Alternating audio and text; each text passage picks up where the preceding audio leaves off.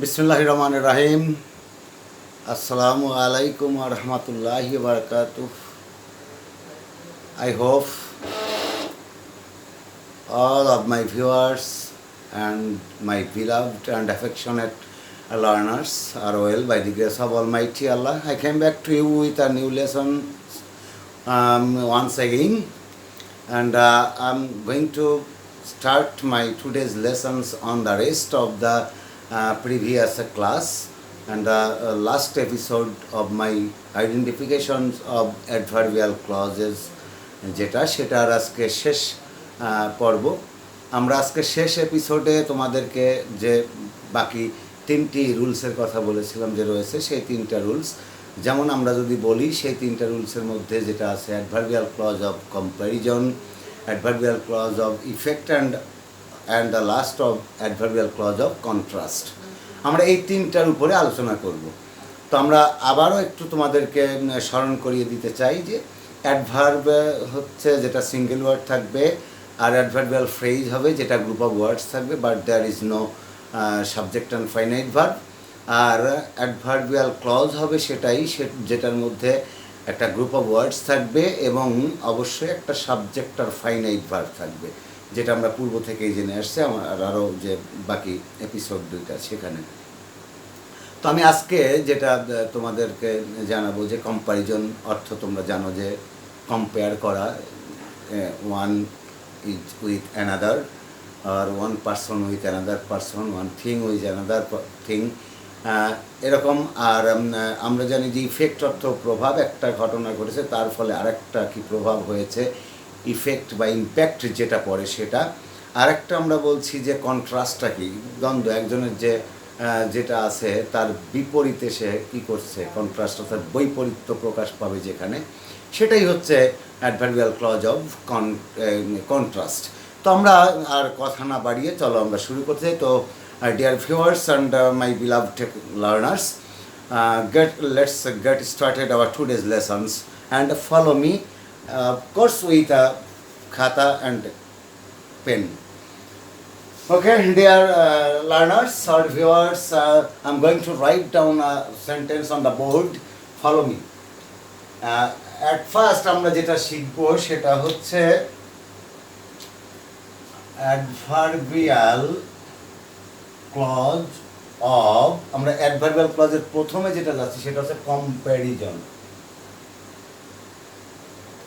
Comparison এটার উপরে আমরা আজকে এখন আলোচনা করব।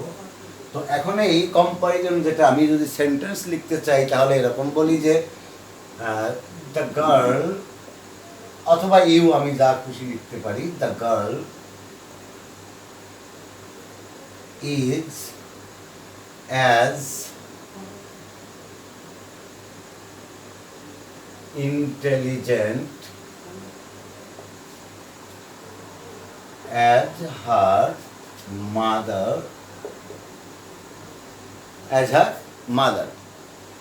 অর্থাৎ এখানে যেটা তুলনা করা হচ্ছে সেটা হচ্ছে যে কার সাথে কার। The girl is as intelligent, এই যে ইন্টেলিজেন্ট, এই ইন্টেলিজেন্টটা বলা হচ্ছে, তুলনা করা হচ্ছে কার সাথে। আমরা এখানে প্রশ্ন করি টু হুম, কার সাথে তুলনা করা হয়েছে, এটা যে কম্পেয়ার করা হয়েছে কার সাথে, অর্থাৎ সে কার মতো, লাইক হুম। আরও যদি আমরা বলি লাইক হুম, কার মতো, এটাকে যদি আমি এরকম আরও বলি যে লাইক হুম, কার মতো, তাহলেও তোমরা উত্তরটা পেয়ে যেতে পারো, লাইক হুম। অর্থাৎ এটা কম্পেয়ার করা হয়ে যাচ্ছে। তাহলে আমরা ইন্টেলিজেন্ট কার সাথে তুলনা করছি, খেয়াল করো এখানে দেওয়া আছে অ্যাজ হার মাদার, যেমনটা তার মা। তাহলে সে কেমন বুদ্ধিমতী, যেমনটা তার মা। আমি যদি এমন বলতাম যে the girl is as industrious as her mother, হতে পারত। The girl is as hard worker as her mother, as her father, as her brother and so on. তোমরা এটা ব্যবহার করে এখানে উত্তরটা পেতে পারো। তাহলে আমরা দেখলাম কি, as we get the answer, or as we can compare the girl with her mother. So as her mother, is here as is an adverbial. প্রথমে আমরা দেখি এটা অ্যাডভার্ব, কেন কম্পারিজন বোঝাইছে। তারপরে দেখি যে আমরা এখানে কি আছে, খেয়াল করো এখানে একটা সাবজেক্ট রয়েছে হার মাদার। আরেকটা বিষয় বলতে পারো যে ভার্ব কোথায়, এই দেখো এখানে হার মাদার, এটা ব্র্যাকেটে ধরো ইজ আছে, এইটা হচ্ছে ভার্ব, তাহলে এটা হচ্ছে finite verb.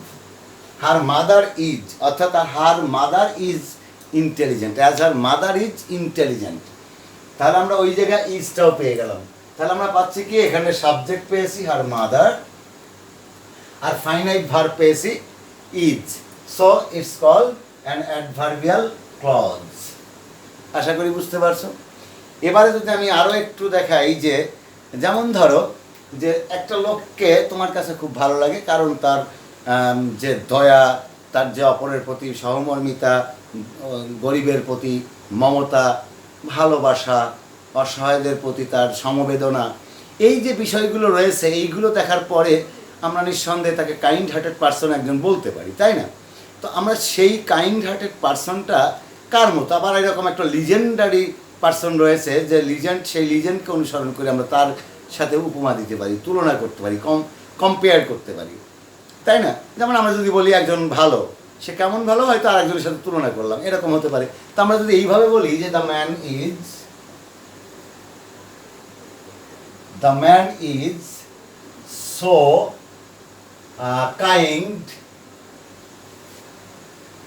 As Haji Muhammad মুহাসিন।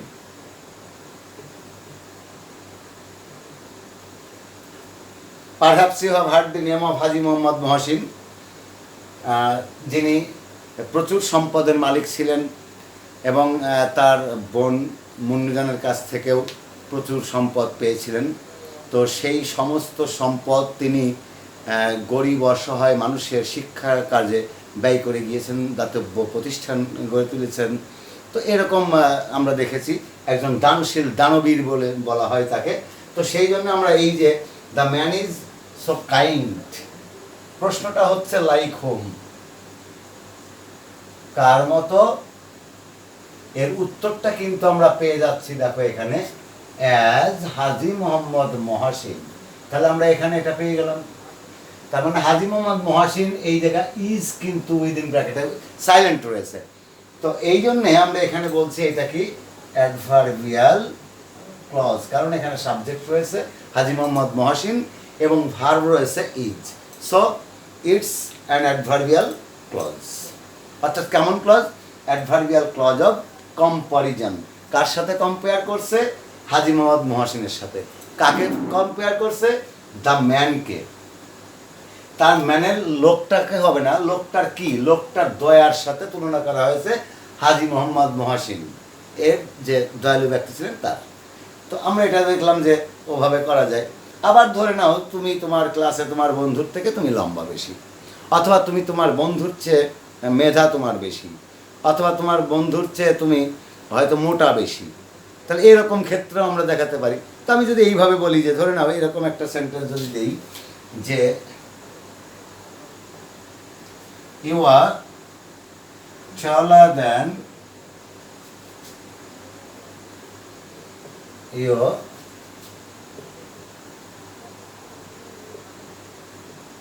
friend is, আমরা এটাকে ব্র্যাকেটে রাখছি, কারণ দেখো এখানে টলার, এই যে লম্বা, এই যে ইউ আর টলার দেন, এই যে কার থেকে তুমি লম্বা, কার থেকে লম্বা বেশি? উত্তরটা দেখো এখানে রয়েছে দেন ইওর ফ্রেন্ড। তাহলে আমরা এখানে এর উত্তরটা পেয়ে গেলাম, তাই না? তাহলে এই যে উত্তরটা পেয়ে গেলাম। আবার আমি যদি এখানে বলতে, তাহলে এটা অ্যাডভার্বিয়াল ক্লজ অবশ্যই। আমি আবার এও বলতে পারতাম যে you R trawler then I, তার মানে you R trawler then I am. তো দেনের পরে কিন্তু অনেকেই আবার অবজেক্টিভ কেস ব্যবহার করে, খবরদার, দেনের পরে অবজেক্টিভ কেস হবে না, অলওয়েজ সাবজেক্ট ইজ ইউজড। তো আমরা দেখলাম যে এখানে অ্যাডভার্বিয়াল ক্লজ, যেটা অ্যাডভার্বিয়াল ক্লজ অফ কম্পারিজন, আমরা এরকম কয়েকটা উদাহরণ দিলাম। আর তোমরা অবশ্যই বাসায় বসে এর যে কাজ এরকম 10টা করে সেন্টেন্স তৈরি করবে। আমি যে কয়টা দেবো তার মধ্য থেকে সেই নিয়মগুলো ব্যবহার করে বাসায় 10টা করে সেন্টেন্স তৈরি করবে, এবং অবশ্যই এগুলো আবার আমাকে পরে দেখাবে। অথবা যদি এগুলো বুঝতে কারো সমস্যা হয় অবশ্যই কমেন্টস বক্সে তোমরা কমেন্টস করো, আমি চেষ্টা করব তোমাদের কমেন্টস বক্সেই সেই প্রশ্নগুলোর উত্তর দিতে। ওকে বন্ধুরা, আমরা এখন আবার চলে যাই আর একটা নিয়মে। সেটা কেমন আজকের, সে নিয়মটা হচ্ছে এরকম।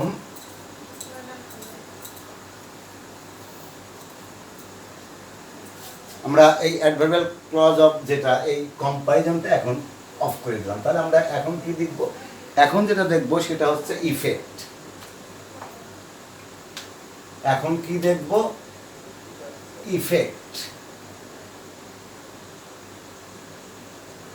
ইফেক্টটা কি তাহলে? এই যে ইফেক্ট, আমরা এই ইফেক্টের উপরে, ইফেক্ট মানে আমি একটু আগে বলেছি ইম্প্যাক্ট, এটাকে আমরা বলছি ইম্প্যাক্টও বলা যেতে পারে, ইম্প্যাক্ট। অর্থাৎ আমরা এটাকে বলছি যে এটা প্রভাব, অর্থাৎ আর ইনফ্লুয়েন্স কি হয় সেটা আরেকজনের উপর কি ইনফ্লুয়েন্স ফেলে, কি প্রভাব ফেলে, ইনফ্যাক্ট ফেলে, কি ইফেক্ট হয় একটা কাজের ফলে। তো আমরা যদি সেরকম তোমাদের একটু উদাহরণ দিতে চাই, যেমন ধরো আমি যদি তোমাকে বলি আই এম সো বিজি, তা আমি এখন এত বিজি যে হয়তো তোমার সাথে কথা বলতে পারছি না, অথবা I am so busy in taking my class, I can't talk to anybody outside, মানে বাইরের কারোর সাথে আমি এখন আর কথা বলতে পারবো না। তো এরকম যদি হয় তাহলে আমি এরকম একটা সেন্টেন্স যদি তোমাকে দিই তাহলে আরও তোমাদের জন্য বোঝার সুবিধা হবে। যেমন ধরো আমি এরকম একটা সেন্টেন্স দিই, he was so busy that he could not talk to me.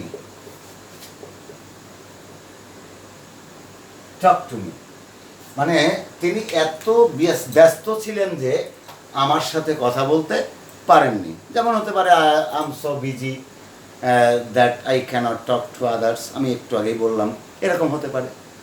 তো এখন যদি আমি বলি যে আমি এই যে ব্যস্ত, বা লোকটা যে ব্যস্ত ছিলেন, এই ব্যস্ততার জন্য কি ঘটেছিল, উনি ব্যস্ত ছিলেন বিধায় কিন্তু আমার সাথে কথা বলতে পারেননি। If he was not busy he could talk to me or I could talk to him. It's true, but it's a fact. তাহলে ফ্যাক্টটা কি? It's a fact that the man was busy. এই যে বিজি, এই বিজিটার প্রভাবে কি প্রভাবিত হয়েছে? আমি তার সাথে কথা বলতে গিয়েছিলাম, কথা বলতে পারিনি, যেটা আমার জন্য খুবই জরুরি ছিল। তাহলে আমার জন্য জরুরি থাকলেও যার সাথে আমি কথা বলবো তিনি ব্যস্ততার কারণে আমার সাথে যোগাযোগ করতে পারেননি, কথা বলতে পারেননি। তাহলে আমি এই যে ইম্প্যাক্টটা কি? তাহলে ইম্প্যাক্টটা হচ্ছে যে সে আমার সাথে কথা বলতে পারেনি। তাহলে এটাই হচ্ছে অ্যাডভার্বিয়াল ক্লজ। কেমন adverbial clause? Effect or impact. অর্থাৎ ব্যস্ত থাকার প্রভাবটা হচ্ছে কথা না বলা, এটা আমরা করতে পারি। আবার যদি আমি এরকম বলি, দেখো আমরা সমাজে অনেক মানুষকেই হয়তো সামনে তাদেরকে সম্মান জানাই, কিন্তু প্রকৃতপক্ষে আমরা heartily we dislike them, or we কী বলবো, we try to avoid them, তাদেরকে এড়িয়ে চলার চেষ্টা করি, because they are not well persons. এই জন্যে তাহলে আমরা এই ক্ষেত্রে যদি এরকম একটা সেন্টেন্স তোমাকে দিতে চাই, যে এরকম একটা উদাহরণ দিয়ে দিই আমি, খেয়াল করো, হি is such a bad person that nobody likes him.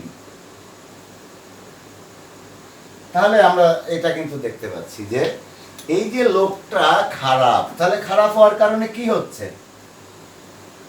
What's the impact, অথবা what's happened for being a bad person, এই খারাপ ব্যক্তি হওয়ার কারণে কি প্রভাব পড়ছে ইন দ্য সোসাইটি, সমাজে, অর টু এনিবডি, কারো উপরে, on anybody who needs his help, হয়তো তার সাহায্যের প্রয়োজন, কিন্তু সেই সাহায্যের প্রয়োজন ওই ব্যক্তির কাছে ইচ্ছাকৃত ইচ্ছা থাকলেও যেতে পারছে না, কারণ সবাই তাকে ঘৃণা করে। কেন ঘৃণা করে? কারণ সে লোকটা খুবই খারাপ, সে এমন একজন খারাপ মানুষ।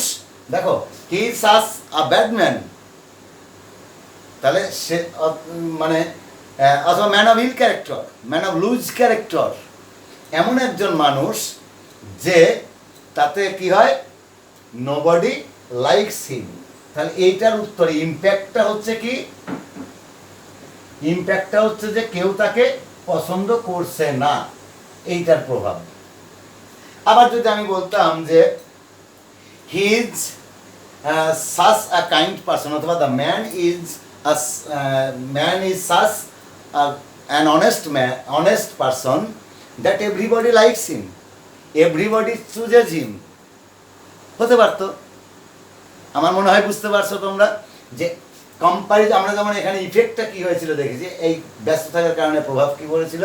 আবার একইভাবে আমরা এখানে যেটা বলছি যে এই যে ইম্প্যাক্টটা কি হয়েছিল, খারাপ মানুষ হওয়ার কারণে। খারাপ মানুষ হওয়ার কারণে তাকে কেউ পছন্দ করে না। সামনে হয়তো দেখা হলেও সালাম দিচ্ছে, আমরা দেখি অনেক সময় আমাদের অনেক ব্যক্তিবর্গ আছেন সমাজে যাদেরকে হয়তো সামনে আমরা খুবই সালাম দিই, সম্মান করি, কিন্তু অন্তর থেকে কেউই সালাম বা শ্রদ্ধা করি না। তো এইরকম একটা বিষয় থেকেই যায়, তাই না? তো এই হচ্ছে ইম্প্যাক্টের ব্যবহার। তো তোমরা এর উপরেও কিন্তু 10টা সেন্টেন্স বাসায় তৈরি করে ফেলবে, আর এটাকে তোমরা পজ দিয়ে রেখে দাও যাতে খুবই কাজে লাগবে। আর এবারে আমি আজকের বা আমাদের এই যে adverbial identification of adverbial clause এর যে শেষ অপশনটা, সেটা আমি এখন তোমাদেরকে জানাবো। সেটা হচ্ছে কি, কন্ট্রাস্ট। আমি তোমাদের শুরুতেই বলেছিলাম, at the very beginning of my today's class, today's lesson, I told you that on what I am going to teach you today, and that was the adverbial clause of comparison, adverbial clause of effect, and the last one is adverbial clause of contrast. তো এখন আমরা তোমাদের সাথে আমি আলোচনা করতে যাচ্ছি adverbial clause of contrast. আমি লিখে দিচ্ছি, দেখো এখানে কন্ট্রাস্ট।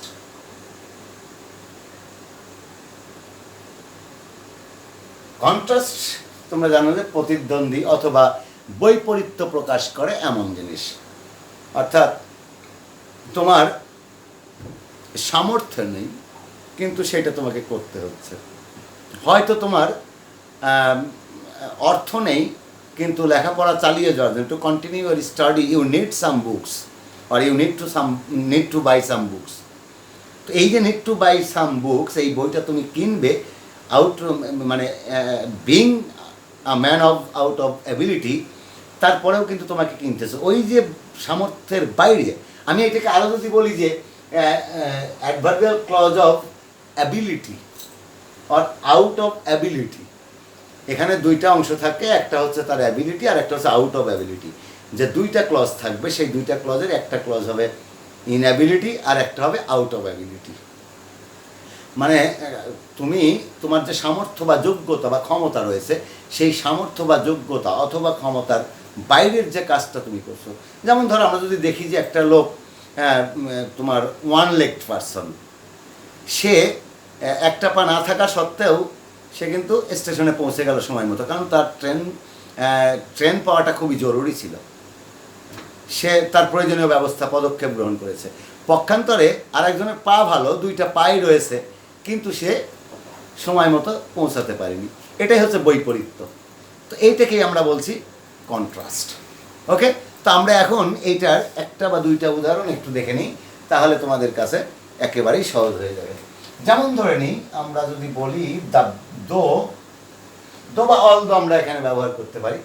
দো দ্য বয় ইজ ফোর, যদিও ছেলেটি খুব গরিব ছিল, তারপরে কি হলো, হয়তো দারিদ্র্যের কষাঘাতে অর্থাভাবে তার জন্য লেখাপড়া চালিয়ে যাওয়াটা খুবই দুষ্কর ছিল, খুব কষ্টকর ছিল। তারপরেও সে এই পেইনটাকে, এই কষ্টটাকে সহ্য করে টু হ্যাভ পেশেন্স, ধৈর্য ধরে সে কী করছে, তার লেখাপড়াটা চালিয়ে গেল। এই যে লেখাপড়াটা চালিয়ে গেল, এটা তার সামর্থ্যের বিপরীতে অবস্থান করে, অর্থাৎ তার যোগ্যতা বা ক্ষমতা যেটা আছে সে ক্ষমতার বাইরের কাজ, অর্থাৎ আউট অফ অ্যাবিলিটি। তার অ্যাবিলিটিটা হচ্ছে তার টাকা পয়সা নেই, সে গরিব। আর আউট অফ অ্যাবিলিটি যে একটা সে করছে সেটা হচ্ছে তার পড়াশোনা চালিয়ে যাওয়া। এটা হচ্ছে তার মনোবল। তার এই মনোবল দিয়ে সে সেটাকে চালিয়ে গেছে, in by hook or by crook. তো আমরা সেটাই এখানে দেখবো এবার, যে কি করলো সে। হি কন্টিনিউজ হিজ স্টাডিজ, সে তার লেখাপড়া চালিয়ে যায়। তাহলে আমরা দেখলাম এখানে কি, যে লোকটা যদিও গরিব, এই যে গরিব, এটা হচ্ছে তার অ্যাবিলিটি। তাহলে এর ফলে তার কি হলো, মানে অল্টারনেটিভ সে কি করলো, এগেনস্ট পভার্টি, অর্থাৎ এই দারিদ্র্যের বিরুদ্ধে সে কি করলো, he takes part in fight, সে যুদ্ধে লিপ্ত হলো। আর সেই যুদ্ধটা কি, life takes part in life struggle, জীবন যুদ্ধে লিপ্ত হলো। আর এই জীবন যুদ্ধে লিপ্ত হয়ে সে তার পড়ালেখাটা চালিয়ে গেল। এই যে চালিয়ে যাওয়া, এইটাই হচ্ছে কন্ট্রাস্ট। তাহলে আমরা এখানে যদি এইটাকে প্রশ্ন করতাম যে what's the alternative here in the sentence, উত্তরটা হচ্ছে হি কন্টিনিউজ হিজ স্টাডিজ। তাহলে এইটা হচ্ছে অ্যাডভার্বিয়াল ক্লজ। এবং অ্যাডভার্বিয়াল ক্লজ কেন, এই যে এখানে সাবজেক্ট রয়েছে একটা হি, আর কন্টিনিউজ হচ্ছে finite verb, so it's called an adverbial clause of contrast. আশা করি তোমরা বুঝতে পারছো। তারপরেও আমি তোমাদেরকে আর একটা সেন্টেন্স উদাহরণ দিচ্ছি। কিরকম, যেমন ধরে নাও, আমি যদি এখন তোমাকে একটা সেন্টেন্স দিই যে আই উইল গো, আমি যাব, কোথায় যাব, দেয়ার, সেখানে, হয়তো তোমার সাথেই কোথাও যাব, বা তুমি তোমার এক বন্ধুর সাথে কোথাও যাবে, কিন্তু সেখানে একটা ঘটনা ঘটে গেছে যে সেই জায়গাটা যেতে হলে অনেকটা দূর, তোমাকে অনেকটা পথ হেঁটে যেতে হবে। এই যে অনেকটা পথ হেঁটে যাওয়া, কোনো বাহন নেই, যানবাহন নেই যা তোমাকে সেখানে দ্রুততার সাথে নিয়ে যেতে সাহায্য করবে, তাই না?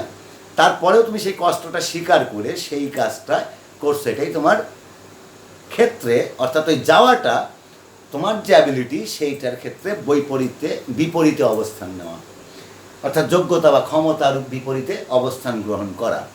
তো আমরা এরকম একটা সেন্টেন্স তোমাদেরকে দিই, আই উইল গো দেয়ার, আমি সেখানে যাব। কিভাবে,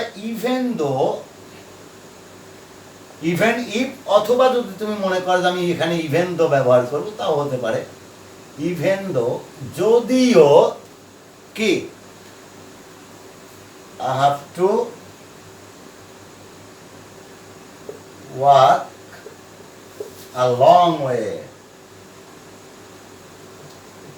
আমাকে যদিও অনেক দূর হাঁটতে হবে, তার মানে আমাকে হাঁটতে হবে, তথাপিও আমি সেখানে যাব।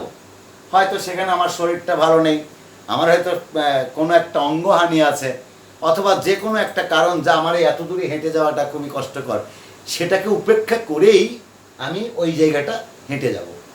তাহলে এইটাই হচ্ছে আমার যোগ্যতা বা ক্ষমতার বিপরীতে অবস্থান গ্রহণ করা। সুতরাং এই যে এখানে যদি আমি এইটাকে বলি, সরি এটা না, এখানে এই যে আমি আই উইল গো দেয়ার, আমি সেখানে যাব, এই যাওয়াটা কিভাবে যাওয়াটা হবে, কি কোন জিনিসটাকে অতিক্রম করে বা স্বীকার করে নিয়ে, সেটা হচ্ছে even if I have to walk a long way, যদিও আমাকে সেখানে অনেকটা পথ হেঁটে যেতে হবে, তথাপিও আমি সেখানে যাব। তো এই হচ্ছে মোটামুটি অ্যাডভার্বিয়াল ক্লজ অফ কন্ট্রাস্ট। তাহলে বন্ধুরা, আমরা আজকে যা শিখলাম সেটা হচ্ছে যে অ্যাডভার্বিয়াল ক্লজ যে তিনটা বাকি রেখেছিলাম আমাদের গত ক্লাসে, সেটা adverbial clause of comparison, adverbial clause of effect, and the last one is adverbial clause of কি? হ্যাঁ, ঠিক ধরেছ। কি সেটা আবার বলো? সেটা হচ্ছে কন্ট্রাস্ট, অর্থাৎ বিপরীত অবস্থান গ্রহণ করা। তাহলে এই হচ্ছে মোটামুটি আমাদের আজকের ক্লাস, এবং আজকের ক্লাস আমি অ্যাডভার্বিয়াল ক্লজের যে আইডেন্টিফিকেশন সেটা সম্পর্কে ক্লাস শেষ করলাম। আগামী ক্লাসে আমি তোমাদেরকে অ্যাডজেক্টিভ অথবা identification of adjective or noun clause নিয়ে আসবো। আমার সাথে থাকবে। আর যারা এখনও লাইক কমেন্ট শেয়ার করনি তারা আমার এই MK ইংলিশ টিচিং টি অবশ্যই শেয়ার করবে, সাবস্ক্রাইব করবে, তাহলে আমি আপলোড দেওয়ার সাথে সাথেই আমার ভিডিওটি পৌঁছে যাবে তোমার হাতে। তো বন্ধুরা, আমার সাথে থাকো। টিল দেন, আল্লাহ হাফেজ।